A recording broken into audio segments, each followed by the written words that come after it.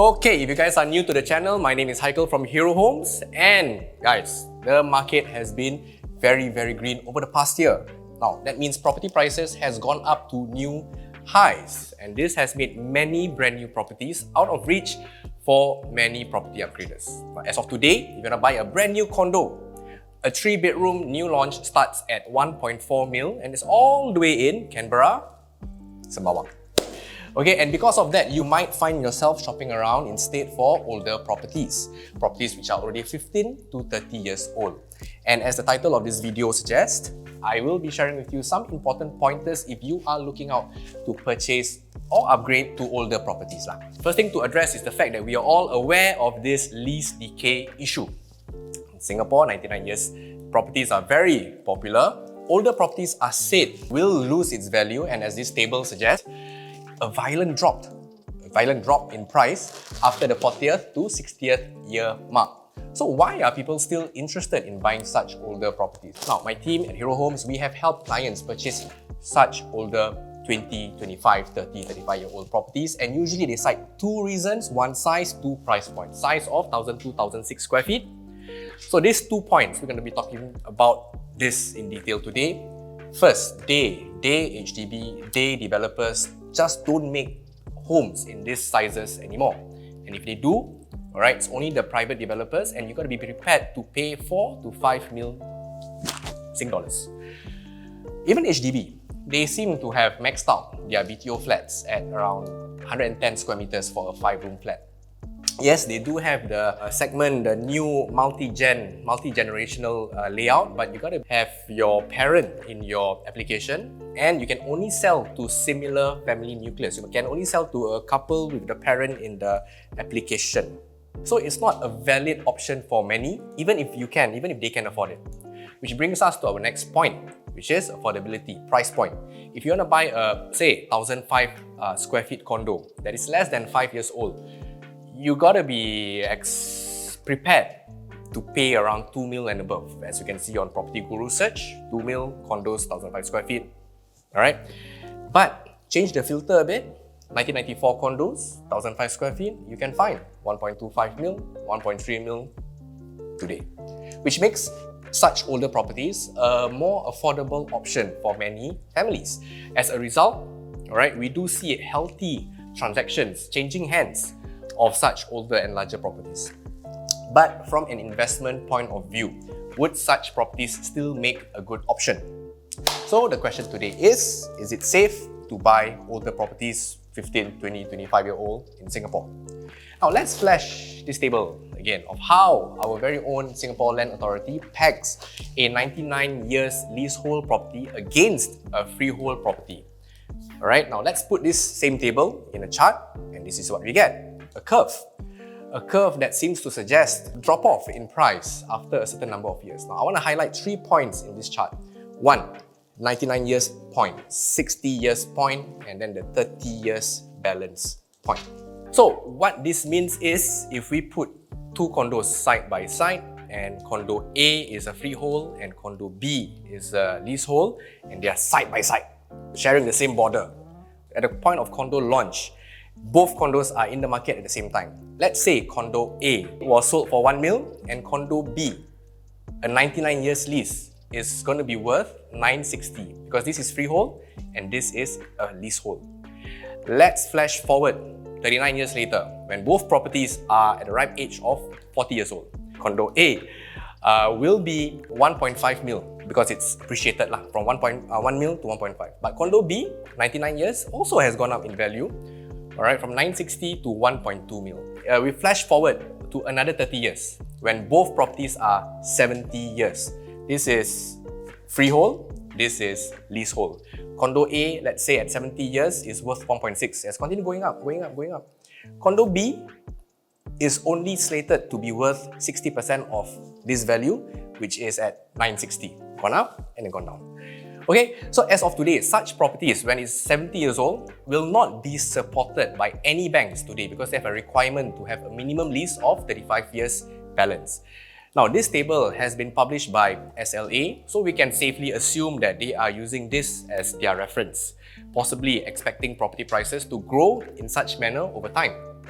So it does seem to suggest that buying older properties is a recipe for loss-making investment. So based on this question again, is it safe to buy older properties which are 15 years old, 20, 30 years old today in Singapore? Is it safe? Because by the time you want to retire in 20 years time, that property will already be like what, 50, close to 50, 60 years old? Right? That's in theory. So, does the theory of the property prices dropping off a cliff hold true in reality? Because as someone on the ground, my team and I, we see transaction numbers real time. Right? And I do find some skepticism in this table that was published by SLA, because we at Hero Homes, we have helped countless number of sellers over the years sell off their older flat, sell off their 42-year-old flat in Bedok South, sell off their 37-year-old flat in Tampines with minimal issues. Okay, so some digging, some research led us to this table published by Stack Homes, our friends at Stack Homes too, found that while prices are depreciating, it is not at an alarming rate as what SLA's table would suggest. Okay, in fact, the rate of depreciation seems to be going in a linear trend. Just look at the table. Alright, so what does this mean? One, yes, older properties will still depreciate. Two, you should not be alarmed that property value will drop 50% overnight just because you bought a 35-year-old HDB, a 25-year-old condo.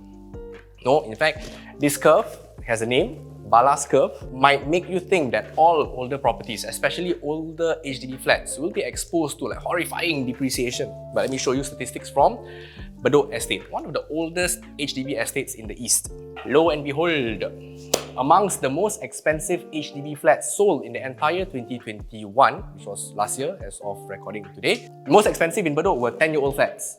But we also have like 40-year-old flats in the list, like the most expensive flats in Bedok. So it seems to be that the older flats can defy laws of depreciation. Only human age can defy laws of aging. So no, I don't think older flats are being sold at high prices. I don't think it's happening by accident. Why? Because you just have to think about who tends to be the buyers of such older properties. In my experience, it is usually the older retirees that are buying such older flats. Obvious lah, I mean their concerns, the concerns of an older retiree couple is very different from a 30-year-old couple who is just beginning their property journey. They don't have to worry about their children's education, graduate already, working already. Right? They don't have to worry about their career stresses, retire already, all settled already. They are driven by something else. They are driven by the promise of a relaxed, stress-free retirement. They are unencumbered by mortgages, by debts. They just think about a nice home to retire in. That's it. Now, a retiree, in our experience, the people we serve, the retirees, they usually tend to be less price sensitive. Okay, because they're buying a retirement home. As long as it's within their means, they want to start enjoying, relaxing, slow down. Right? For example, Elfie and myself, we helped a client, a retiree client, sell their Bedok Reservoir 5-room flat and bought a 3-room corner unit in Changi Village. That flat was 42 years old back then, I think. Yeah, now it's like 47, somewhere around there. He wanted to enjoy retirement. He says that, living by the beach is his dream. Okay? But on the other hand, we do hear of claims that older properties will be very hard to sell. Because younger couples will have financing restrictions when it comes to buying older properties. So, what if I were to tell you that no shortages of buyers for older properties in future? Why? Let's look at this population table. It does look like there are more Singaporeans in the 45 to 60-year-old age band versus the younger 30 to 45. And we know Singapore, what's the word? Getting older. Aging population. Yeah. So guess what? There will be people, in fact, there will be older people down the road. But the point is, this older generation are the people who can fully pay off their property purchases without any loans. Yeah, full pay, full cash, no CPF, no more monthly payments. Settled already. So what I'm hinting at is, there will be a demand for older properties by the older population in the coming 15 to 20 years. I mean, when we are 50-year-old, 60-year-old, do I care about getting a younger property? No, I just want to have a nice, cheap house to retire in. That's it. So, Is it still safe to buy older properties which are 15, 20, 25, 30 years old in Singapore? One more thing to share before we decide whether it is safe to buy an older property is, alright, and this is unique to older private condos only. Now let me fish out the transaction history of one of the oldest condos in Pasir Ris, Elias Green. Now check out their sales trend over the past few years, like booms. Okay, what happened here? The project was preparing to go en bloc before 2018, and in fact, they eventually went ahead and it was in the news. Elias Green was looking for a big sugar daddy developer to come in and en bloc the project. If I were staying there, if I were one of the clients, we have clients who bought a house there, right, something in 2015, I would be super excited. But only for a while, because what happened eventually was, because of cooling measures in 2018, the en bloc got shut down, failed, yet resale prices shot up one level instantly. Right, there was a gap in sales, then suddenly, pam!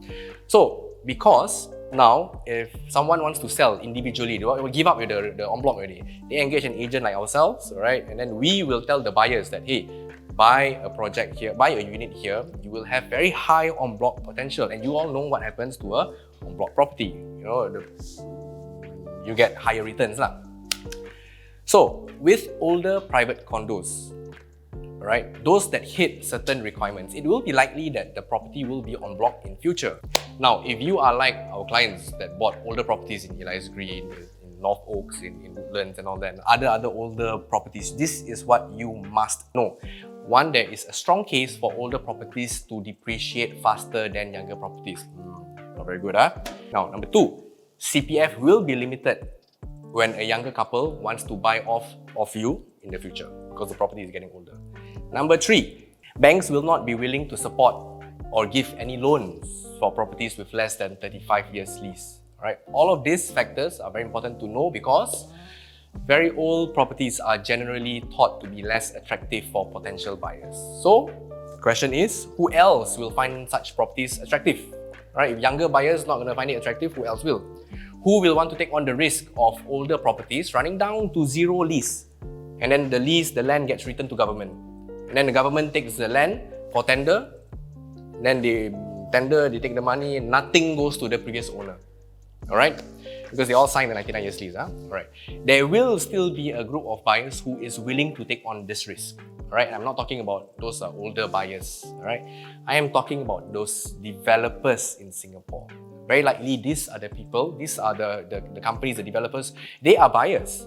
And when the conditions are right, the price is right, they will buy up your property en bloc, pay the premium associated with unblocking a property, a project, right, just for the assurance of a confirmed land bank, so that they don't have to go to tender and fight with other developers and bid for the land. Personally, I feel, yes, it is safe to buy older properties which are already 15, 20, 30 years old in Singapore.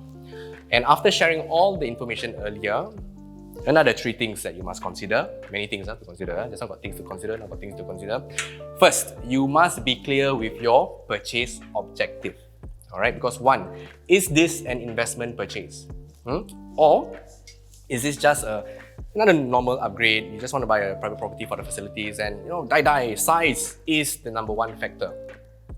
Or do you choose this old project because of the location, because of the school, because of your parents staying nearby? So, objective must be clear. Now, number two, holding power. Do you have what it takes to hold on to this property if the prices tank? And I'm not just talking about depreciation, I'm just talking about straight up drop. Okay, can you ride it out till the property is fully paid out, fully paid off, alright? Or until an en bloc windfall comes along. And the thing is, we'll never know when the en bloc comes along. And number three, when the day comes and you need to sell and you happen to be selling the older property for a loss, you okay? Okay? Because if you bought a property, let's say HDB, for 800,000 in 2022 and 10 years later, 2032, you want to sell it off, let's say, okay same price 800,000. You do know that essentially you are burning cash to the property, right? Because you're paying interest, you're paying CPF interest and all that. Alright, so these are the 3 considerations we run through with our clients, the scenarios that we run through with our clients before we allow them to pull the trigger on the purchase of an old property. These are what you must know before you proceed with buying any older aged resale property, be it a HDB, be it a condo. And that concludes our topic today. It is safe to buy an older property that is already 15-30 years old, but please, you must talk to us at Hero Homes or your trusted property agent. We will be able to help you run through all your options that you might not even know you are eligible for. Now, hope that whatever we shared with you today was insightful. So, you know what to do. Like, subscribe, share this video. When I say share, copy that link, paste it in some WhatsApp chat group, alright? And catch you in the next video. Bye-bye.